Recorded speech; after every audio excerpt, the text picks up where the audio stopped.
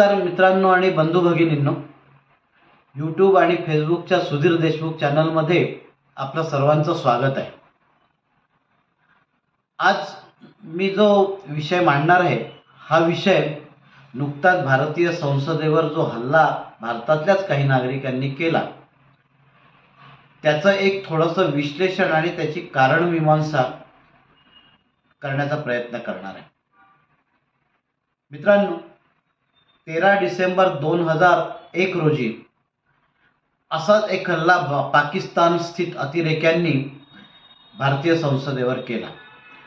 त्यावेळेला माननीय अटल बिहारी वाजपेयी हे प्रधानमंत्री होते आणि संपूर्ण राजकीय नेतृत्व संपवण्याचा तो पाकिस्तानचा कट होता. भारताच्या सैनिकांनी, संसदेचे जे रक्षणकर्ते होते, त्यांनी तो हल्ला उधळून लावला. काही लोकांना त्याच्यामध्ये हौतात्म्य पत्करावं लागलं, परंतु पाकिस्तानची अशा आतंकी कारवायांमधला हात त्यामध्ये स्पष्ट दिसला आणि आपण त्या निमित्ताने पाकिस्तानला वारंवार टार्गेट देखील केलेलं आहे, त्याच्यावर टीका टिप्पणी केली आहे, आवश्यकता पडली त्याप्रमाणे त्याचा बदला देखील घेतलेला आहे. परंतु मित्रांनो, हा आताचा जो हल्ला आहे याचं स्वरूप वेगळं आहे. यावेळेला ज्या दिवशी आपण 13 डिसेंबर 2001 रोजी भारतीय संसदेवर झालेल्या हल्ल्याच्या पार्श्वभूमीवर त्या हल्ल्याची आठवण काढत होतो, त्या हल्ल्यात शहीद झालेल्या लोकांना श्रद्धांजली देत होतो, त्याच वेळेला काही पुन्हा भारतातल्याच लोकांनी संसदेवर तो हल्ला केला. तो हल्ला अतिरेकी होता की नाही याबद्दल मतमतांतर असू शकतात, त्यामध्ये मी आत्ता पडणार नाही. परंतु जे नागरिक होते, जे हल्लेखोर होते, हे भारताचेच नागरिक होते आणि भारतातल्याच वेगवेगळ्या शहरात राहणारे होते. या सगळ्यांची नावं बघितल्यानंतर असं लक्षात येतं की यातला कुठलाही ज्या रूढ अर्थाने आपण ज्यांना आतंकी समजतो त्यांच्यातले नव्हते. परंतु मित्रांनो, एक विषय लक्षात घेणं आवश्यक आहे याच्यामध्ये की त्यांची नावं जरी हिंदू असली, ते जरी हिंदू असले तरी त्यांच्या मागची बोलावती शक्ती, बोलावता धनी हे वेगळे होते. हे ज्या अर्थाने मुस्लिम आतंकवादी असं म्हणून आपण त्यांना पुकारतो, या आतंकवाद्यांना, तसा संदर्भ इथे लागू शकत नाही. परंतु या मुलांनी म्हणा, विद्यार्थ्यांनी केलेली कृती ही आतंकवाद्यांपेक्षा कमी नव्हती.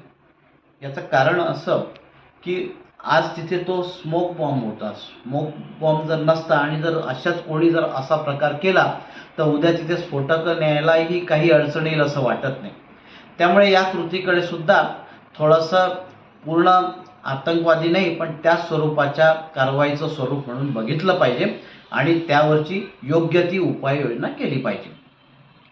मित्रांनो, ज्यावेळेला हा हल्ला झाला त्यावेळेचं जे व्हिडिओ चित्रीकरण तिथे सुरू होतं संसदेमध्ये, तिथे एक मुलगा या बेंचवरून, या टेबलवरून उड्या मारत पुढे जात होता, भारत माता की जय, वंदे मातरम देत होता. त्याच वेळेला संसदेच्या बाहेर एक महिला आणि एक माणूस अशाच घोषणा देत होते आणि तानाशाही नाही चलेगी अगर, अशा घोषणा देत होते.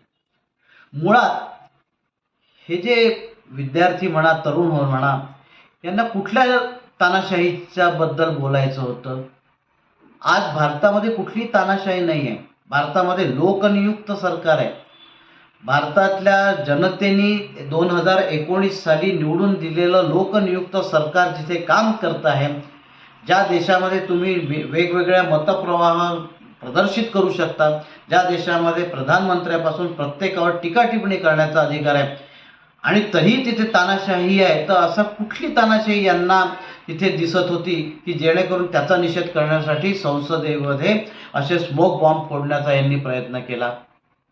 हा खरोखर विचार करण्याला एक विषय आहे. नंतरचा जो विषय त्यांच्या बोलण्यातून असा दिसला की आज नोकऱ्या नाही, नोकरीमुळे आम्ही परेशान आहे, कर्जबाजारी आहे.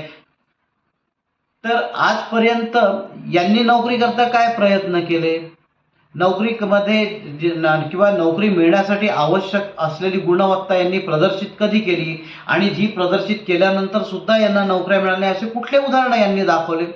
असा कुठलाच विषय झालेला नाही. तेव्हा मित्रांनो, या हल्ल्याचा संदर्भ थोडासा वेगळ्या अँगलनी याचा विचार करणं आवश्यक आहे. ते थोडेसे अँगल मी माझ्या मनाप्रमाणे थोडेसे व्यक्त करण्याचा प्रयत्न करतो. एक म्हणजे आत्ताच्या काळामध्ये भारताची जी राजकीय व्यवस्था सुरू आहे याच्यामध्ये मूलभूत अधिकाराच्या नावाखाली अनेक लोकांनी शिस्तभंग, देशद्रोह या अशा अनेक गोष्टी केलेल्या आहेत. त्याला फक्त एक आवरण घातलेलं आहे की आम्हाला हे मूलभूत अधिकार आहे. जेव्हा आपल्याला मूलभूत अधिकारांची व्याख्या अपेक्षित असते तिथे पहिल्यांदा आपली मूलभूत कर्तव्य सुद्धा असते. जर मूलभूत अधिकार आपल्याला हवे असते तर आपण मूलभूत कर्तव्यांच्या प्रती किती जागृत आहे हाही विषय विचार करण्यालायक आहे. हे जी तरुण मंडळी आत्ताच्या घटकेला उठसूट कोणी उठून मूलभूत अधिकारांच्या गोष्टी करतं, फंडामेंटल राईट्सच्या गोष्टी करतं, यांचं देशासाठी योगदान काय आहे, काय कर्तृत्व यांनी दाखवलं आहे देशासाठी? हे ना चांगले खेळाडू आहे, ना चांगले अभ्यास केलेले विद्यार्थी आहे, ना मेरिट स्टुडंट आहे, ना मेहनती शेतकरी नाही, ना कामगार आहे. दिवसभर एक ग्रॅज्युएशनची डिग्री घेतली की टवाळक्या करत चौकामध्ये फिरणे आणि याच्या नावाने शिव्या कर, त्याच्या नावाने शिमगा कर, याच्याशिवाय या दिसलेल्या लोकांचं काय कर्तृत्व आहे? तिथे जी एक महिला उठसूट तानाशाही नाही चलेगी करत होती, ही शेतकरी आंदोलन आणि जिहादी आंदोलनाच्या माध्यमातून पुढे आलेली मुलगी आहे. हिला कुठल्या मूलभूत अधिकारांची हिच्या गळचेपी झालेली आहे की हिने मूलभूत अधिकारांचा विषय करावा, तानाशाहीचा विषय करावा? थोडासा हा मूलभूत अधिकार, तानाशाही या गोष्टींचं एक विवेचन करणं सुद्धा आवश्यक आहे. भारतीय नागरिक म्हणून आपण सर्वांनी या गोष्टीचा विचार करणं सुद्धा आवश्यक आहे. जेव्हा आपण मूलभूत अधिकारांच्या गोष्टी करतो तेव्हा कुठल्याही व्यक्ती स्वातंत्र्य संकोचित होणार नाही, हा त्यामागचा एक उद्देश असतो. याचा अर्थ तुम्ही देशाच्या घटनादत्त सरकारला उलथून पाडा, देशाच्या घटनादत्त सरकार बद्दल काही अर्वाच्य आरोप करा, परदेशांमध्ये जाऊन तुम्ही त्या सरकारची निंदानालस्ती करा, या गोष्टी सुद्धा आक्षेपार्हच आहेत. कुठल्याही परिस्थितीत या गोष्टी भारतीय जनतेने सहन करण्याची काहीही गरज नाही. जर आपलेच कोणी नागरिक घटनादत्त सरकारची निंदानालस्ती करत असतील, परदेशात बदनामी करत असेल, तर ती सरकारची बदनामी नसते, ती संपूर्ण भारतीय समाजाची बदनामी असते, भारत देशाची बदनामी असते. अशा लोकांना कठोरात कठोर शासन झालं पाहिजे. आपल्याकडे आजकाल काही वकील वर्गामध्ये ही एक फॅशन झाली आहे की इथे त्यांची वकिली चालली नाही किंवा इथे केसेस हारायला लागले की बाहेर परदेशात जाऊन इथल्या न्यायव्यवस्थेवर टीका टिप्पणी करणार, इथल्या संसदेवर टीका टिप्पणी व्यवस्था करणार. यांनी अजून बाहेरचं काय पाहिलेली आहे, बाहेरची दुनिया? इथे जे मूलभूत स्वातंत्र्याच्या नावाखाली जो दंगा हे लोक करतात, धिंगाणा करतात, बाहेरच्या देशांमध्ये केलं तर यांना फासावर चढवायला बसलेले आहे बाहेरचे देश. परंतु आपण आपल्या देशात तर बेशिस्त करतो, पण आपल्या देशात बेशिस्त जर करू दिली नाही तर बाहेर देशामध्ये जाऊन आपल्याच देशाची बदनामी करणे ही गोष्ट सुद्धा देशद्रोहापेक्षा कमी नाही. त्याकरता देशाविरुद्ध तुम्ही बंदुकाच उचलायची गरज नाही. ही सुद्धा कृती बाहेरच्या देशात जाऊन आपण आपल्याच देशाची बदनामी करतो, आपल्या देशातल्या घटनादत्त सरकारची बदनामी करतो, हा गुन्हा देखील देशद्रोहापेक्षा कमी नाही. पण आता दुसऱ्या विषयाकडे मी वळतोय. त्यामध्ये हा हल्ला झाल्यानंतर अनेक विरोधी पक्षाच्या नेत्यांनी, खासदारांनी याला एक आर्थिक आशय दिला आणि त्यामध्ये थोडासा तथ्यांश आहे. त्यांच्या म्हणण्याचा आशय असा आहे की ही जी मुलं अशा स्टेप्स उचलतात याच्या मागचं कारण त्यांच्याकडे नोकऱ्या नाही, त्यांना खायला प्यायला व्यवस्थित नाही, त्यांच्यापुढे भविष्याची काही दृष्टी नाही आणि त्याच्याकरता सरकार जबाबदार आहे, असा या सगळ्या विरोधी पक्षाच्या नेत्यांचा, खासदारांचा, आमदारांचा आरोप असतो.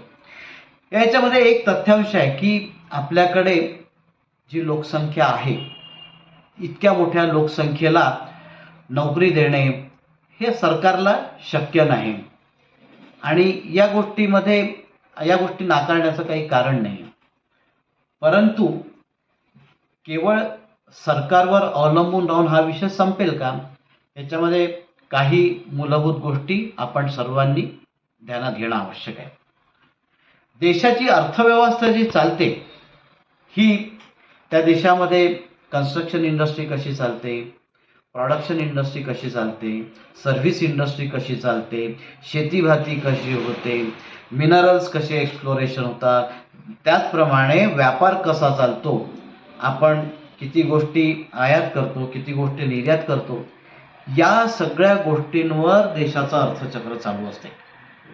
असं यातला एक क्षेत्र जरी कमी पडायला लागलं तर त्याचा डायरेक्ट परिणाम हा रोजगार निर्मितीच्या याच्यावर होतो. देशातली रोजगार निर्मिती तुमचं अर्थचक्र किती व्यवस्थित चालतं त्याच्यावर अवलंबून असतं. आता यामध्ये एक महत्त्वाची गोष्ट असं लक्षात घ्यायची की सद्यस्थितीमध्ये आपल्या देशाची लोकसंख्या साधारणपणे 140 कोटी प्लस आहे. आपल्या देशाचा जो भौगोलिक क्षेत्र आहे हे 32,50,000 चौरस किलोमीटर एवढं क्षेत्र आहे. तशा याने जर बघितलं तर आपल्याकडे शहरीकरण खूप वाढत आहे. त्या मानाने जे उद्योग असायला पाहिजे ते नाही आहे. शेतीमध्ये त्या मानाने प्रोडक्शन येत नाही. तरी आपली शेती अशी आहे की या 140 कोटी लोकांची पोटं भरायला पुरेशी आहे. परंतु त्यांना जो नेहमीचा रोजगार द्यायचा आहे याकरता ज्या उद्योग वधारणं आवश्यक आहे हे दुर्दैवाने आपल्याकडे तितक्या परिस्थितीत आले नाही. याचं एक महत्त्वाचं कारण असं आहे की आत्ताचं मोदी सरकार आल्यानंतर 10 वर्षामध्ये जसं आर्थिक क्षेत्र आपण मोकळं करतोय त्यामुळे उद्योगांच्या संधी वाढतात आहे. खरं तर आर्थिक क्षेत्र मोकळं करण्याचा जो कालावधी आहे 1991 पासूनच सुरू झाला.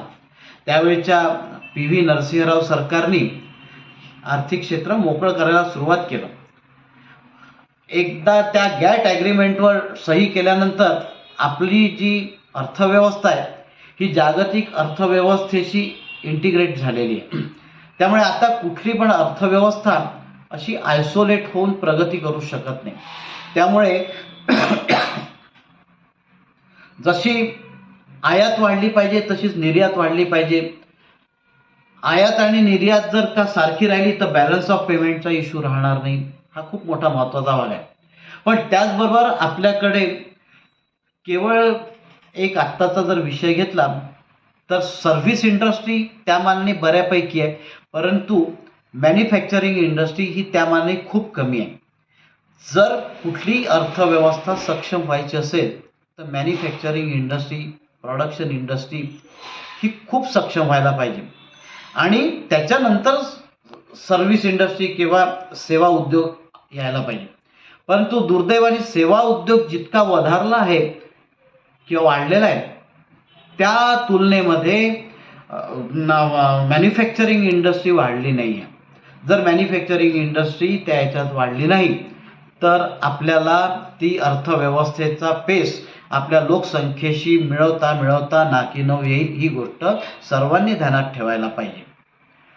दुसरा एक महत्त्वाचा विषय आहे की 140 कोटी लोकसंख्या ही आज आपल्याला जरी ॲसेट वाटत असली तरी पण आपल्याकडे जे भौगोलिक क्षेत्र उपलब्ध आहे त्या मानाने खूप जास्ती आहे.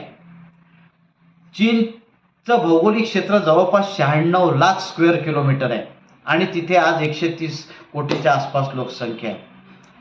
अमेरिकेचं भौगोलिक क्षेत्र हे जवळपास 93-94 लाख स्क्वेअर किलोमीटर आहे.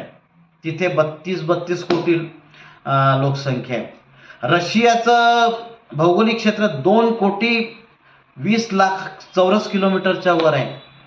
तिथे मुश्किलीने 25 ते 30 कोटीच्या आत लोकसंख्या आहे. पण हा लोकसंख्येचा जो भस्मासूर आपल्या देशामध्ये आहे असा भस्मासूर दुसरीकडे कुठेच पेटला नाही. त्यामुळे कोणाला किती वाईट वाटलं तरी एक विश्लेषक म्हणून मला असं स्पष्ट शब्दात बोलावंसं वाटतं की ही लोकसंख्या कुठेतरी कंट्रोल करणं आवश्यक आहे. सरकारने त्या बाबतीत कायदे करावे ही एक गोष्ट आहे, परंतु केवळ कायद्याच्या धाकाने सगळ्या गोष्टी होतील असं धरून चालायचं कारण नाही आहे. काही गोष्टी या लोकप्रशिक्षणाने आणि लोकशिक्षणानेच होत असतात. आणि आपण जर भारताचे खरेखुरे जागरूक नागरिक असू तर थोडासा विचार प्रत्येक वेळेला सरकारवर अवलंबून राहण्यापेक्षा आपण सुद्धा जागरिक म्हणून विचार केला पाहिजे की जर आपण जी लोकसंख्या वृद्धी होते हिचं जर पालनपोषणच करू शकत नसू, या हातांना जर रोजगार देऊ शकत नसू, तर आपण कुठेतरी हा विचार केला पाहिजे की लोकसंख्या कमी कशी करता येईल. प्रत्येक वेळेला कुटुंब नियोजन करा वगैरे या गोष्टी ज्या आहे या सांगायला सोप्या आहे, पण तू लोक आचरणात आणत नाही. पण आज ना उद्या हा लोकसंख्येचा भस्मासूर त्रासदायक होणार आहे. याचं कारण असं आहे की ज्या प्रमाणामध्ये लोकसंख्या वाढते आहे त्या प्रमाणामध्ये ती कमी होत नाही आहे, कारण आयुर्मान लोकांचं वाढलेलं आहे. आरोग्यसेवा वाढल्यामुळे लोकांचं आयुर्मान वाढलेलं आहे आणि आयुर्मान वाढल्यामुळे येणारी संख्या वाढते पण जाणारी संख्या त्या तुलनेमध्ये नाही आहे. त्यामुळे लोकसंख्येचा हा जो प्रचंड मोठा भार आहे हा कुठेतरी कमी होणं आवश्यक आहे. हा जर कमी नाही झाला तर हे प्रश्न वेगवेगळ्या अकराळ विकराळ स्वरूपात आपल्या समोर, भारतीय समाजासमोर, भारतीय जनतेसमोर, भारतीय राजनीतिक आणि अर्थनैतिक व्यवस्थेसमोर येणार आहे. लक्षात घेणं आवश्यक आहे. पण त्याचबरोबर ज्या मुलांनी शिकून सवरून हाती डिग्र्या घेतलेल्या आहेत त्या लोकांनाही प्रत्येक वेळेला पहिलीच नोकरी, मोठमोठे पॅकेजेस मिळतील, अधिकार पदं मिळतील असं समजण्याचं कारण नाही आहे. प्रस्तुत वक्ता किंवा प्रस्तुत जो व्यक्ती आहे तो स्वतः स्थापत्य अभियांत्रिकीतला पदवीधर आहे आणि 40 वर्ष त्यांनी स्थापत्य अभियंता म्हणून काम केलेलं आहे.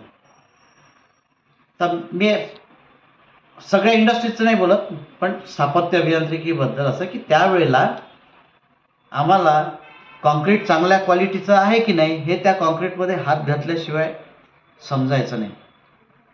पण आताच्या पिढीला फक्त कॉम्प्युटरवर बसून डिझाईन करणे वगैरे, तर अशा गोष्टी जर झाल्या तर ते चांगल्या व्यवस्थेचं निदर्शक नाही आहे. तुम्ही ज्या क्षेत्रात जातात त्या क्षेत्राला काय आवश्यक आहे त्या क्षेत्राच्या अनुकूल तुमची कामाची पद्धत असली पाहिजे. जर स्थापत्य अभियंता असेल तर त्याला उन्हातान्हात फिरावं लागणार आहे, रस्त्यावर चालावं लागणार आहे, पाईपलाईनमध्ये काम करावं लागणार आहे, कॉन्क्रीटमध्ये हात घालायला लागणार आहे, विटांचे बांधकामं कसे होतात हे बघावं लागणार आहे. जर मेकॅनिकल इंजिनियर असेल तर त्याला शॉप फ्लोअरवर त्याचं ॲक्युरसी मेंटेन करावं लागणार आहे. त्या नुसत्या कॉम्प्युटरवर, त्या कॉम्प्युटरच्या स्क्रीनवर नाही होणार गोष्ट. जर इलेक्ट्रिकल इंजिनियर असेल तर त्या इलेक्ट्रिकल इंजिनियरला त्या इलेक्ट्रिकल इंजिनिअरिंगच्या क्षेत्रामध्ये ज्या मूलभूत गोष्टी जमिनीवर चालतात त्या गोष्टींचा विचार करावा लागणार, तिथे काम करावं लागणार. जेव्हा असे 10-20 वर्ष काम करू तेव्हा प्रचंड मोठा एक्सपिरियन्स तुमच्याकडे येईल. त्याच्यानंतर मग अधिकार पद, जबाबदारी, पैसा वगैरे या गोष्टी. पण तुम्हाला सुरुवातीला मातीतच हात घालावे लागणार आहे. जर ते नाही घातले तर हे प्रश्न येणार.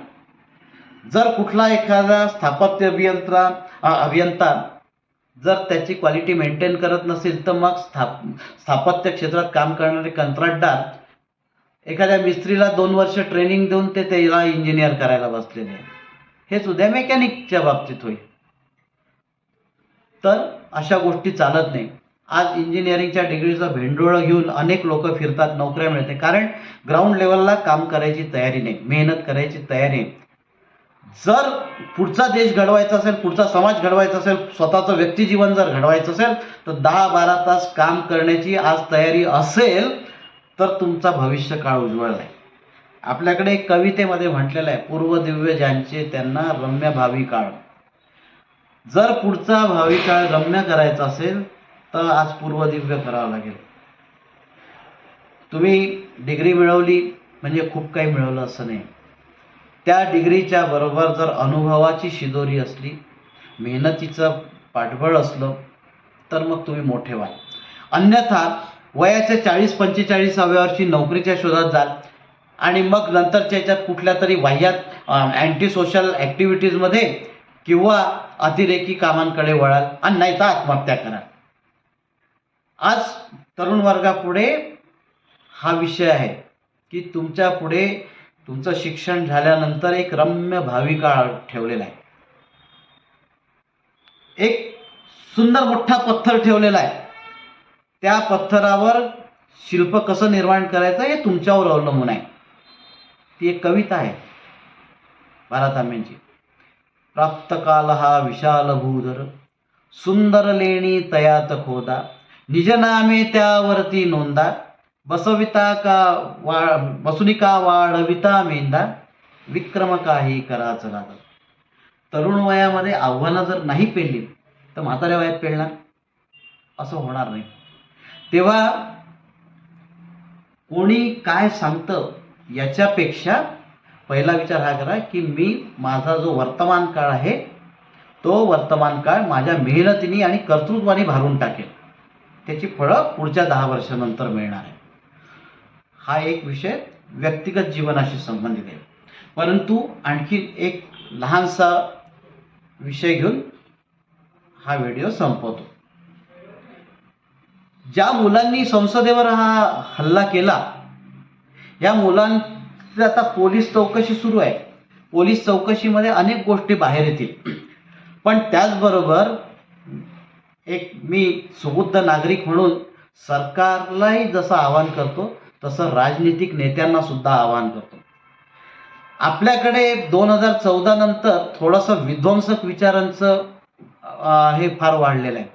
लोक या कम्युनिस्ट विचारसरणीच्या नावाखाली आणि मूलभूत अधिकारांच्या नावाखाली असा विचार करतात की आम्ही काही केलं तरी चालेल आणि त्यांना देशाच्या विरुद्ध बोलायला वागायला भाग पाडतात.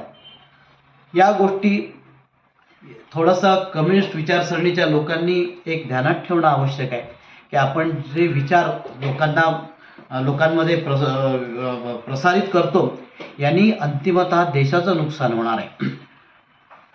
आजपर्यंत कम्युनिझम कुठल्याही देशामध्ये यशस्वी झालेला नाही. कामगार चळवळ कुठल्याही देशामध्ये यशस्वी झालेली नाही. ज्यांनी कामगार चळवळीच्या माध्यमातून राजकीय पाया रचला ते सगळेच्या सगळे देश फेल्युअर या कॅटेगरीमध्ये आहे. रशिया वगैरे या सर्व देशांचं, रशिया, युगोस्लाविया, झेकोस्लाविया या सर्व देशांचं बघा तुम्ही. पण चीननी नाव कम्युनिझम ठेवलं पण औद्योगिकरण वाढवल्यामुळे चीन हा जगातली खूप मोठी अर्थव्यवस्था होऊ शकलेला आहे. तेव्हा या तरुण पिढीला माझं एक सांगणं असं आहे की अशा विचारांच्या जास्ती नादी लागू नका. ते फेल्ड स्टेट ऑफ अफेअर आहे हे लक्षात घ्या. आपल्याला जर आपलं व्यक्तिगत, सामाजिक आणि राष्ट्रीय जीवन बनवायचं असलं तर कन्स्ट्रक्टिव्ह विचारसरणीच ठेवा. डिस्ट्रक्टिव्ह विचारसरणीने भलं होणार नाही. आणि राजकीय नेत्यांनी सुद्धा हा विषय लक्षात घ्यावा की अशा मुलांना भडकवणं, अशा मुलांची माथी भडकवणं हे खूप सोपी असते. परंतु राजकीय नेत्यांनी हे लक्षात घ्यावं की आज जी दुसरी पार्टी असेल पण उद्या आपण जर आलो तर आपण हे आव्हानं पेलू शकणार आहोत का? की लोकांची माथी भडकवायची आणि अशा गोष्टींना उद्युक्त करायचं.